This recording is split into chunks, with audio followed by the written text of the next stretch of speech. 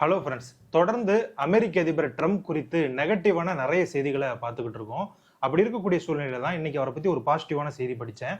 அதை உங்ககிட்ட ஷேர் பண்ணிக்கலாம் அப்படிங்கிறதுக்காக தான் இந்த வீடியோ. அதாவது ட்ரம்ப் அவர்களுடைய மனைவி இவானா 2022ல உயிரிழக்கிறாங்க. ஸோ அமெரிக்காவில் பொதுவாக ஒருத்தவங்க உயிரிழந்துட்டாங்க அப்படின்னா அவங்கள கல்லறையில தான் அடக்கம் பண்ணுவாங்க. ட்ரம்ப் என்ன பண்றாருன்னு பாத்தீங்க அப்படின்னா, அவருக்கு சொந்தமான ஒரு கோல்ஃப் கிரவுண்ட் இருக்கு. கோல்ஃப் கிரவுண்ட்லயே அவருடைய மனைவிக்கு ஒரு கல்லறை எழுப்புறாரு, அவங்கள அங்க அடக்கம் பண்றாரு. இதை கேட்ட உடனே நம்ம எல்லாருக்குமே என்ன தோணும் அப்படின்னா, ட்ரம்ப் அவர்கள் அவருடைய மனைவி மீது அளப்பரிய அன்பு வச்சிருக்காரு அப்படிங்கிற மாதிரி தான் தோணும். ஆனா அப்படி கிடையாது. அதாவது இந்த கோல்ஃப் கிரவுண்ட் அமைஞ்சிருக்கிற பகுதி என்ன அப்படின்னு பாத்தீங்க அப்படின்னா, நியூ ஜெர்சி மாகாணம். இந்த நியூ ஜெர்சி மாகாணத்துல ஒரு சட்டம் இருக்கு.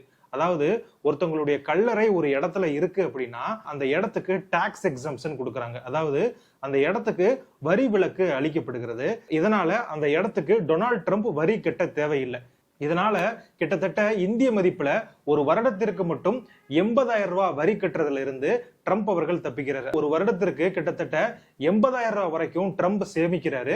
சோ என்னதான் ட்ரம்ப் அவர்கள் மீது நம்ம நிறைய குற்றச்சாட்டுகளை வச்சாலும் ஒரு பிசினஸ் மேனா அவர்கிட்ட இருந்து நிறைய பாடங்கள் நம்ம கத்துக்கலாம். அதுல இதுவும் ஒண்ணு.